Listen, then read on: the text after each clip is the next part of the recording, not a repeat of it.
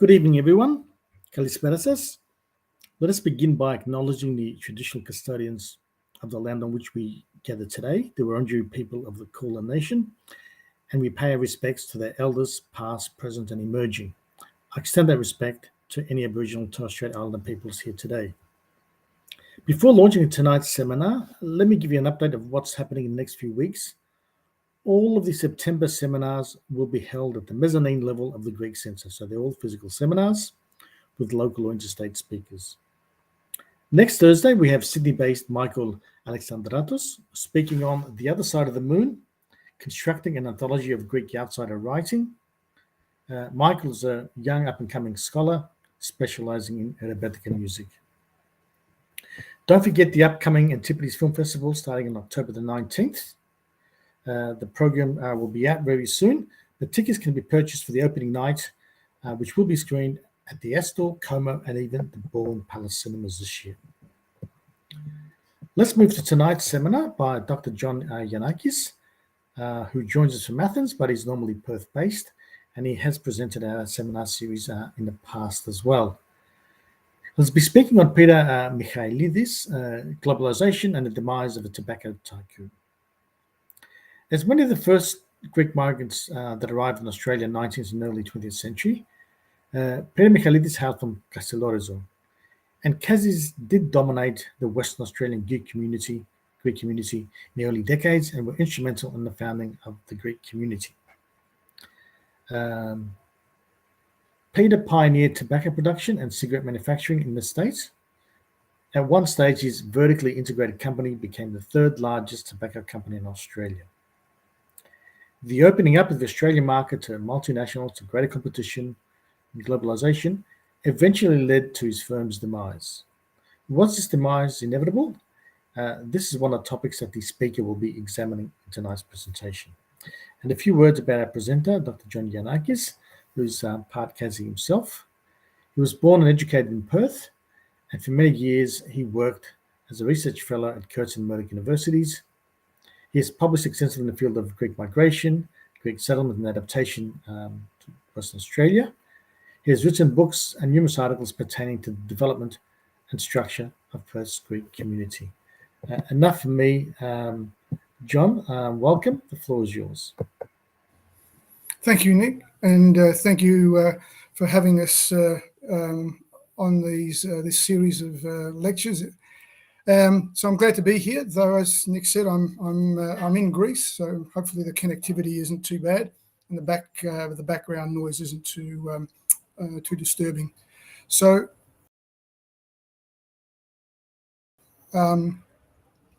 just as way of Peter and his brother Michael Michelides were significant members of Perth's Greek community, notable businessmen and instrumental players in Western Australia's tobacco industry. Though pre-1914 arrivals to the state, they remained influential in all of these fields into the post-World War II period. However, the major enterprise they established could not compete in the changing domestic market of the 1950s, and with the ever-increasing presence of multinational tobacco companies. Slides here as I go through my paper about Michelides. This is a general introduction, and this slide is of their first, we'll call it major tobacco factory, located in the suburb of very, very close to the Perth city centre, suburb now known as Northbridge. This image shows you a group of Greeks with Michael and Peter is there outside their first retail outlet pre-1914. Peter Michelides was born in 1878 on Castellorizo, obviously Greece's most eastern possession, the son of Spiro Michelides from Evia and Jasmine Hatzipetru. The Michelides family was originally from Samos. At the age of 13, Michelides moved to Egypt and began an apprenticeship without pay at a cigarette manufacturing company in Cairo. Here he learned skills for later life. he relocated to Suez and to Port Said. Once established in Port Said, he brought out the rest of his family to the city in about 1895. Michelides was probably in the employ of the Ladikos Frères, the most prominent Greek manufacturer of cigarettes in Port Said. With more and more Castelreghan friends and family travelling to Western Australia, arriving at Fremantle in April 1904, aged 23. Here's a portrait of Michelides from the late 1920s. And this portrait in itself has a whole interesting story, because the artist behind it was a fellow called Vlasis Zanalis, who is a significant Greek-Australian artist in his own right. Michelides soon entered the local cigarette-making business. For the first year, he worked alone, rolling cigarettes by hand and occasionally employing helpers when orders were larger than he could handle. In November 1904, he brought out his 12. In 1909, his parents and sisters. So again, a portrait by the artist Zanalis from the late 1920s of the younger brother Michael. Initially, cigars and cigarettes were made at Peter Michelides' Marquis Street city home, and then in a wooden shed in central Perth. The brothers then opened up a manufacturing and retail outlet at 248 Murray Street in about 1905. The shop was then replaced by a larger, substantial building on the corner of Lake and Road beginnings that Michelides Tobacco Limited began. So this is the, we saw this image at the start, the larger building on the corner of Lake and Rose Streets. And the initial tobacco outlet, the inside of it. The interesting thing about this is if you look at the image, you can see the Egyptian influence there with columns and palm trees, and there's even a camel there in some of the. A multitude of brands and cigarettes, of cigars and tobacco came out of that plant. For example, Luxor, President, White Oak, and Western, contributing to the development of an enterprise worth £200,000 by 1939, and by the early 1950s, Michelides Tobacco was the third largest manufacturer of cigarettes in Australia. Despite claims that Michelides founded the West Australian tobacco industry, there were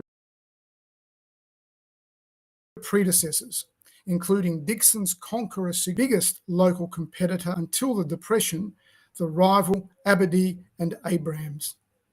And just to show you again this sort of influence of the Egyptian experience. So brands like, this is obviously a cut tobacco in a tin, Luxor, Nile cigarettes, Palestine cigarettes, and his biggest brand, President. In 1929, the company opened its main retail outlet at a store in Forest Place on the southern side of the Perth railway station. The business prospered. Michelides then bought their first 15 acres of land at Manjimup in 1931, having hitherto bought leaf from private growers in the district. Manjimup is in Western Australia's southwest, approximately 300 kilometres from Perth.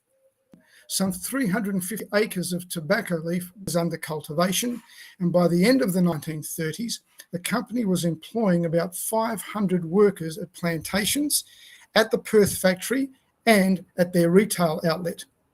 Michelides Limited became one of the state's first vertically integrated businesses.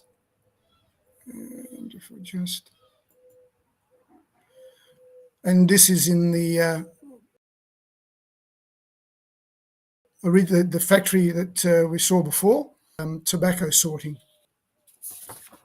While Peter Michelides' influence in Perth Greek community, meanwhile, Peter Michelides' influence in Perth Greek community grew.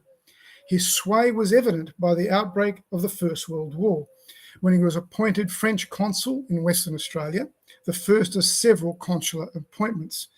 The other posts were the honorary consul for Spain and for Tsarist Russia. Michelides would liaise with Greek, Australian and British governments during the 1916 Perth and Kalgoorlie anti-Greek race riots, representing the victims and West Australia's Greeks generally. He wrote to the Military High Command, the Governor-General, and Prime Ministers Hughes and Venizelos.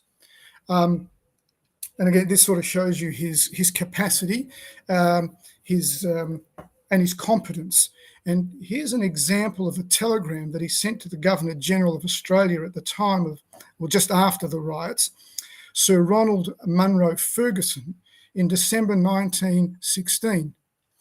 And here he's talking about the need for government protection for Greeks.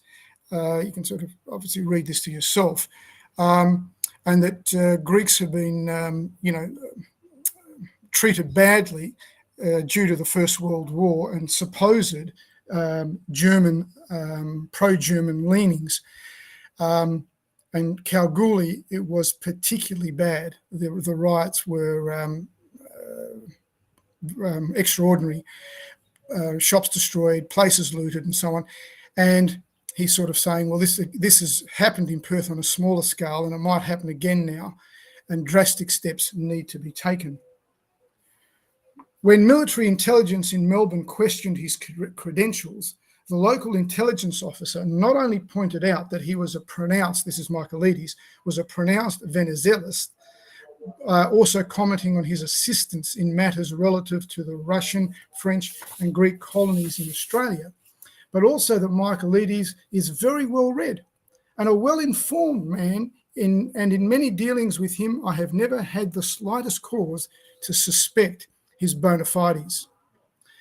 Peter Michelides also went on to become the longest-serving president of the Hellenic Community of Western Australia, some 16 years. He did 1 year from 1924 to 25, and then was re-elected a year later, 1926, and served through till 1941. While president of the Hellenic Community of WA, he spearheaded the construction of a hall and a Greek Orthodox church. Okay. He was instrumental in the sites selected along Parker Street North Bridge for these venues, which in turn impacted Greek residential patterns in Perth for the next 3 decades. Michelides was a visionary in this regard, arguing the need for a pan-Hellenic organisation, which didn't exist until 1923, the Hellenic Community of WA, to oversee a Greek church, not a Galatian Brotherhood, which had been in existence since 1912. And here you see Michelides next to Archbishop Timotheos in 1932. So Michelides there to the Archbishop's right, priest Father Menessus next to him, and behind Peter Michelides, standing the tallest chap with the little Charlie Chaplin style moustache, is his brother. Here's sort of poignant photo, really. It's taken just after the completion and the construction and completion of the Church of St. Constantine and Helene, completed at the end of 1936 and consecrated in 1937. And that lone figure in front of the church, for which he was very much responsible for, is Peter Michelides. By World War II, they had approximately 1,000 acres, 405 hectares under crop, more than 2/3 of Western Australia's tobacco production. Michelides Tobacco Proprietary Limited had also built in 1938-1939 a new factory on the old site of Lake and Rose Streets. Production increased during the war years, peaking in the 1942-43 season. Thereafter, wartime restrictions on labour and materials, together with priority needs for essential food production, tobacco output, reaching its lowest point in 1945-46. Supply of cigarettes from eastern states companies had also been greatly reduced. But as Michelides was the only local supplier, his business continued to prosper, helped by a large proportion of its product being acquired by the military.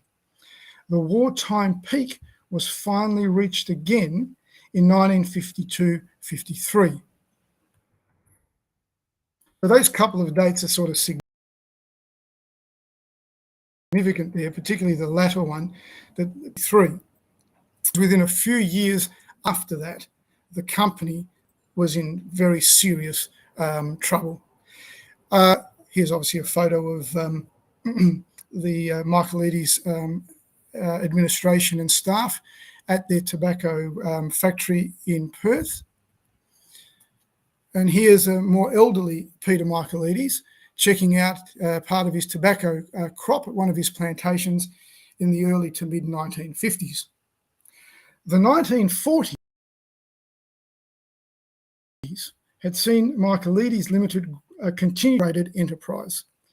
So they grew the stuff, they manufactured it into cigarettes and cut tobacco, pipe tobacco and so on, and then retailed it.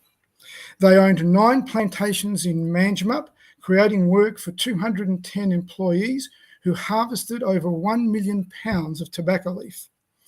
Tobacco production was growing with each year, and at the commencement of the following decade, Australia-wide, only WD and H.O. Wills and Godfrey Phillips exceeded Mise and output. Nevertheless, for Michelides, the flourishing Razzler paper factory, for which he had acquired the Australian rights during the mid-1930s, further contributed to the company's success. Of course, Razzler is still around. In 1952, it was estimated that each year, some 6 million cigarette papers were being manufactured. Now, this machinery was very expensive and took a lot of visits to France to get the licensing and the equipment and so on. And you can see here, this is their larger, better known retail outlet opposite the Perth railway station. And you can see the big sign on top of that for Razzler. And the new 1938-39 tobacco factory, replacing the old wooden one that we saw at the start of my presentation, is visible here. At about the same changes as the early 1950s now were taking place in the tobacco industry, notably the introduction of Kingsize filter cigarettes and the further lifting of post-war restrictions on tobacco imports. The new filtered cigarettes were advertised heavily and being sold in flip-top boxes. The consumer preference for this new product was the basic underlying factor that led to the relatively sudden decline of Michelides Limited. To keep abreast of this trend, the company marketed a king-size cigarette called President Heavyweight. This venture proved to be unsuccessful, as the company could not afford the expensive packing equipment needed for the flip-top box, nor, and this is a key thing, was it producing a suitable tobacco leaf for this type of cigarette. The tobacco needed to be richer and more aromatic. This requirement was then complicated by the high in the Manjimup area producing, according to some, an inferior type of tobacco. This tobacco apparently did not burn well for filter tip cigarettes and did not suit changing tastes. Very quickly, demand for West Australian tobacco fell away as buyers sought leaf with low salt, and some of that sort of tobacco was available from the East Victoria and Queensland. And so the other factor here too, apart from the salt, was the tobacco in filtered cigarettes was a slightly different colour, and that reflected a greater nitrogen content in the soil. In WA, the growers used nitrogen sparingly in the past.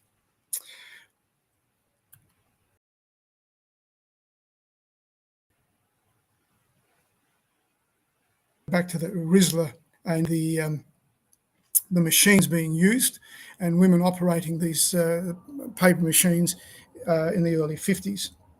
Furthermore, large overseas manufacturers could produce huge quantities for the Australian market, providing many different and cheaper lines of cigarette against which Peter Michelides could not compete. Combined with more intense and sophisticated advertising campaigns, they were able to virtually monopolise the multinational company Rothmans that completely revolutionised the Australian smoker's taste and choice in cigarettes from 1956 onwards. Peter Michelides' son, Spiro, known as Sam, was one of the company's managers in a 1968 interview. He said the following: "The drastic change can be seen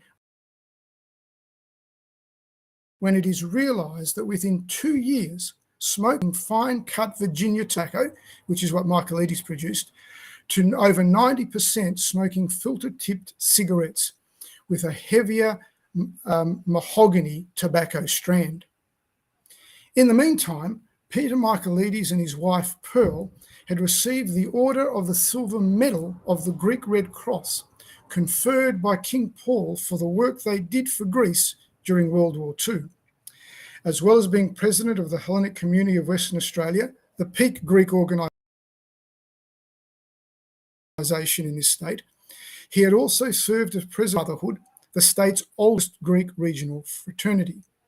Michelides was the Brotherhood's president for most of the war years, and again from 1946 to 1949. Peter Michelides continued to remain active in the Greek community, despite no longer being president of either the Kesslerian Brotherhood or the Hellenic Community.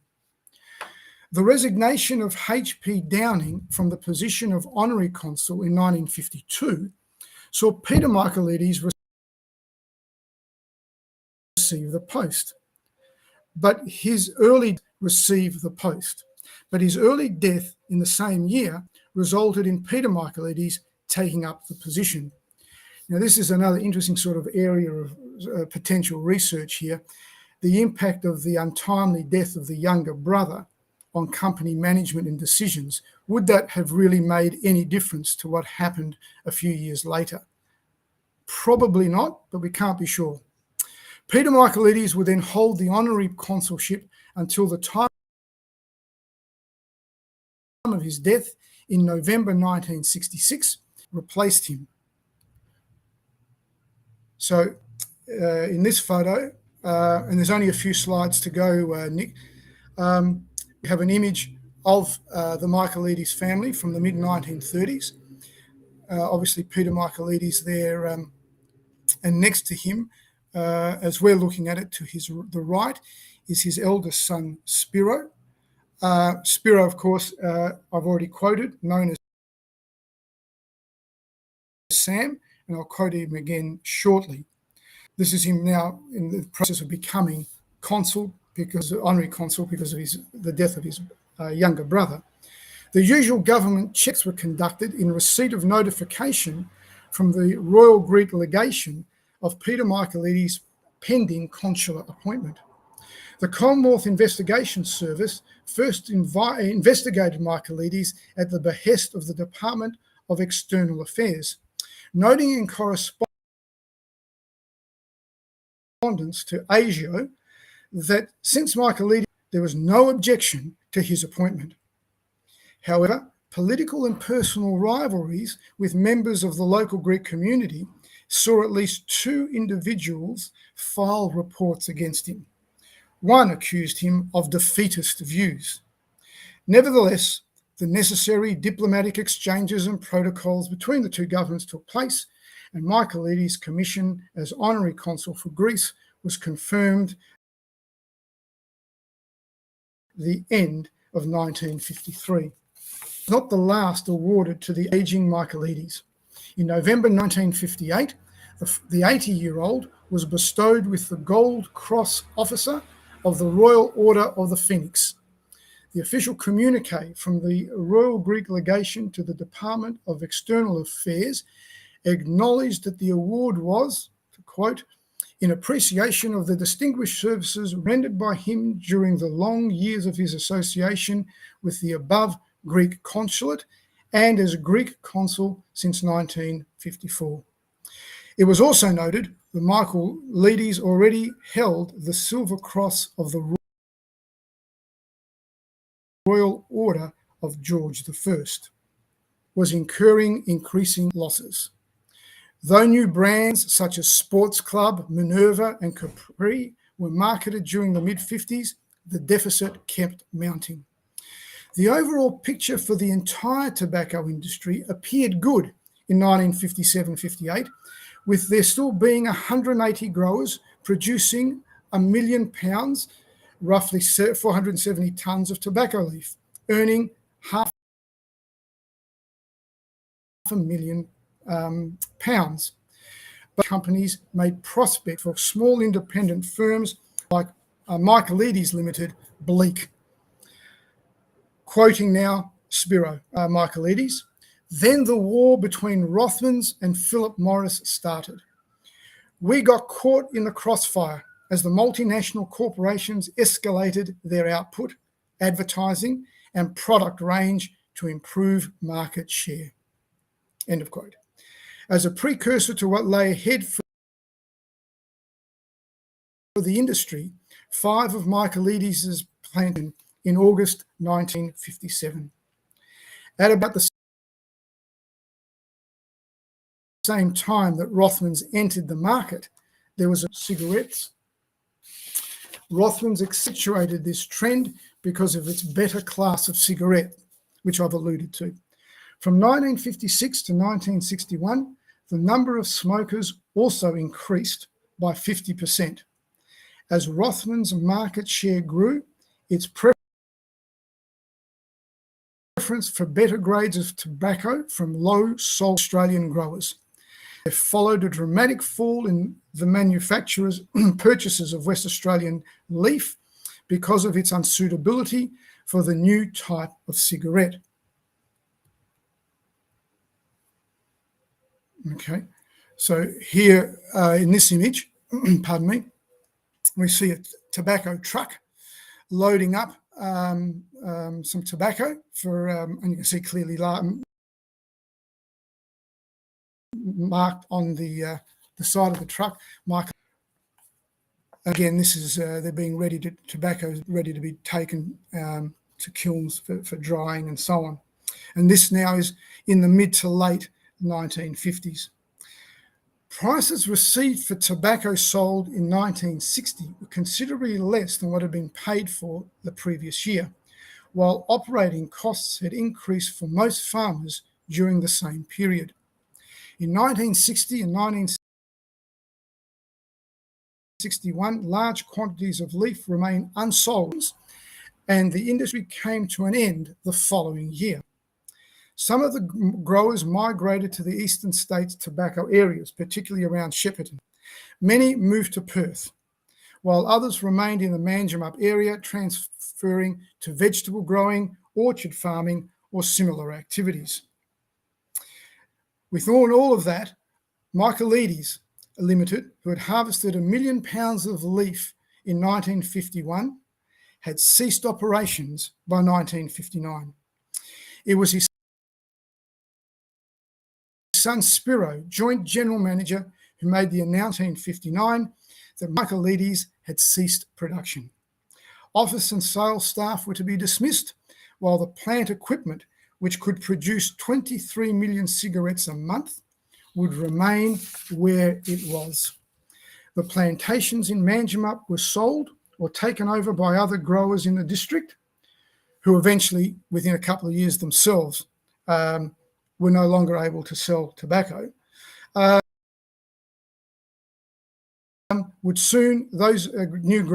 growers would soon sell fruit trees. The company's share in Razzler was sold back to the French parent company. The business that had been in existence for 56 years finally closed on the 23rd of June 1960. What remained of the company's tobacco leaf and cigarette making equipment was auctioned that day, with the local firm of Richfield Tobacco purchasing most of the equipment. The Rose Street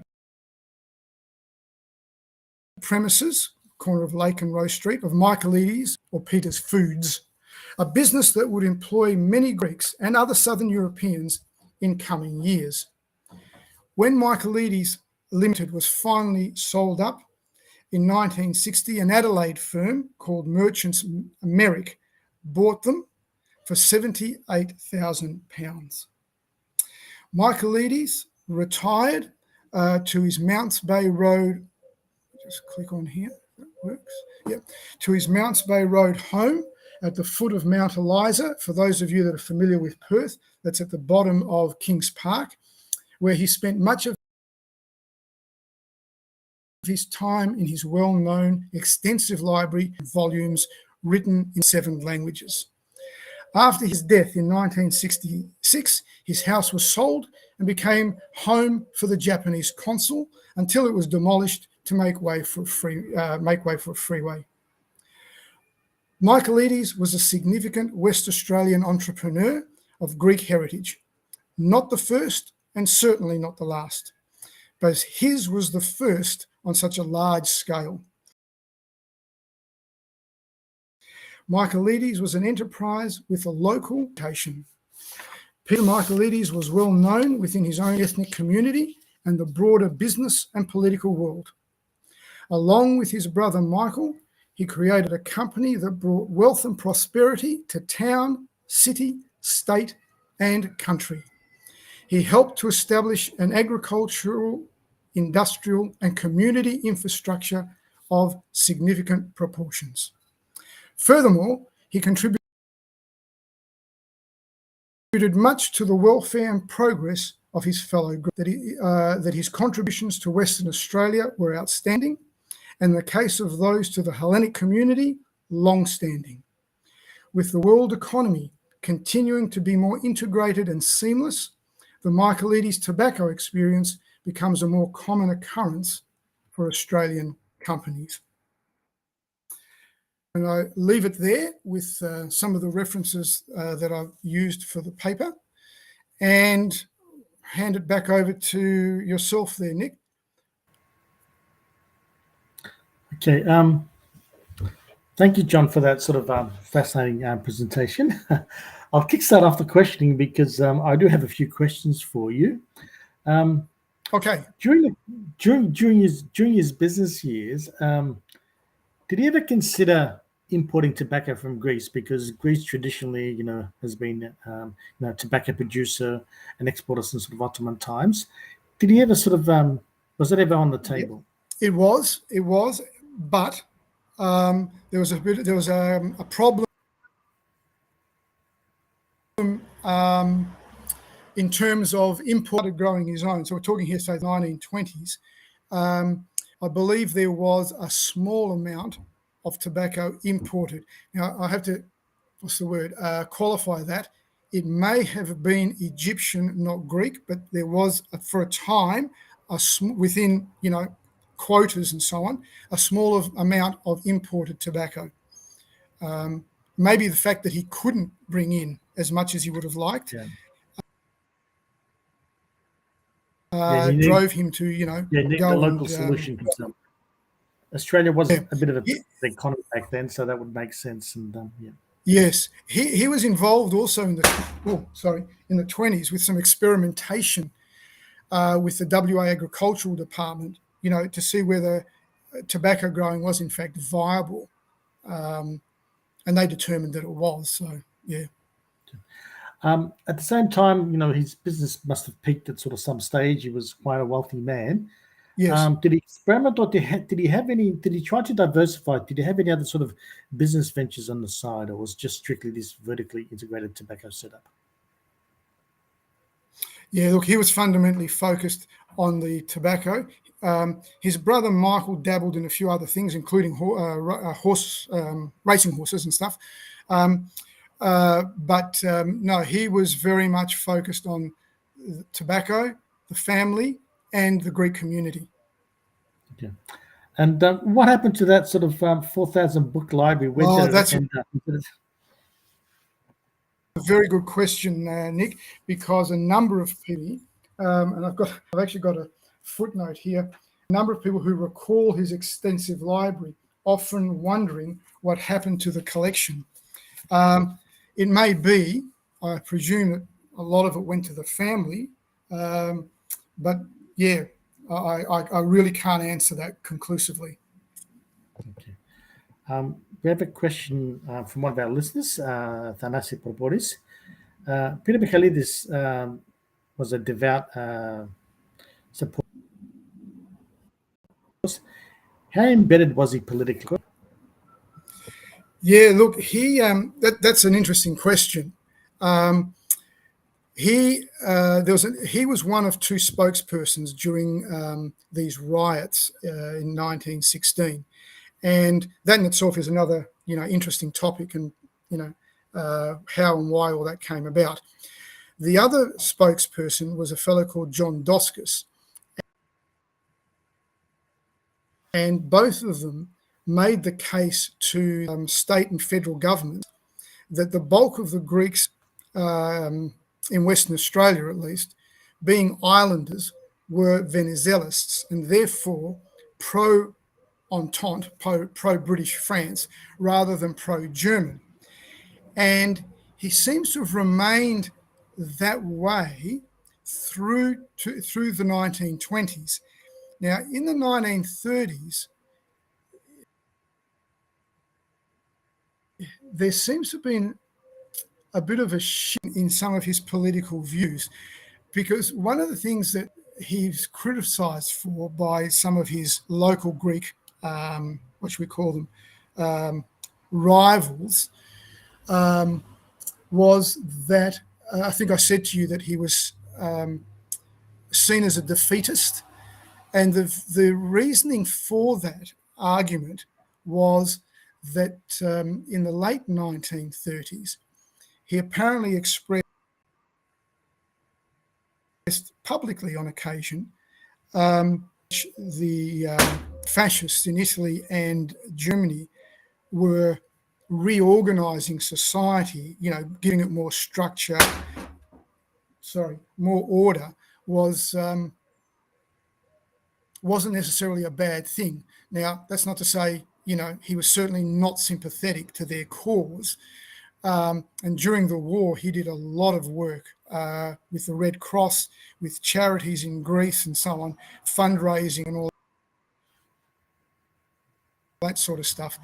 But there seems to have been a shift in his political thinking in the 30s. Yeah, that's probably the best I can do to answer that question, Yeah. I think. Yeah, and well, another question I have, John, is that once you've got all these, let's say, deep pocket players, multinationals entering the picture, often one strategy is, if you're a small player, is to carve out a niche for yourself. So, did he ever sort of contemplate on sort of basically cultivating the high end of the market, maybe cigars or something like that, shorter production runs and so forth? Yeah. Did they ever look at that type of So they tried that. Yes, they did try that in the mid-50s. I think they tried a couple of particular types of brands of cigarette, and continued with pipe tobacco in particular. But it's clear that consumer tastes had really changed, and some of the old timers that back 20, 30 years ago, who remember Michelides tobacco and smoked Michelides tobacco, commented that it could, compared to the stuff that started to be produced by Philip Morris and Rothmans and so on, it was harsh. So I don't know what that really means because I'm a non-smoker, but I guess it means it was coarse and it didn't taste as smooth. And once you tasted that other type of cigarette, even if the new product, the improved pipe tobacco and so on, just didn't sort of cut it. And so Michelides goes, and then the rest, the WA tobacco industry then sort of collapses thereafter. And of course, it continues in Queensland and Victoria and also in South Australia for a time, for a period, but I think it's just gone. And I'm sure the whole, anti-smoking campaign impacted that as well. But at the time, we have to remember, it was a legitimate crop. It employed a lot of people, both in the factories and on the farms and so on. And despite their best efforts, they just couldn't compete. Yeah, and the consumer taste must have been changing rapidly because at the same time, you could argue that Australia had an increasing population, so you could have lower market share but still sort of maintain production because the population was increasing. But the consumer taste must have been changing quite radically, and Yeah. And I think that quote there by his son Spiro, reiterates that within 2 years, consumer tastes changed very, very rapidly. They undertook big marketing campaigns and things like that, but they just couldn't compete. The scale of, big tobacco was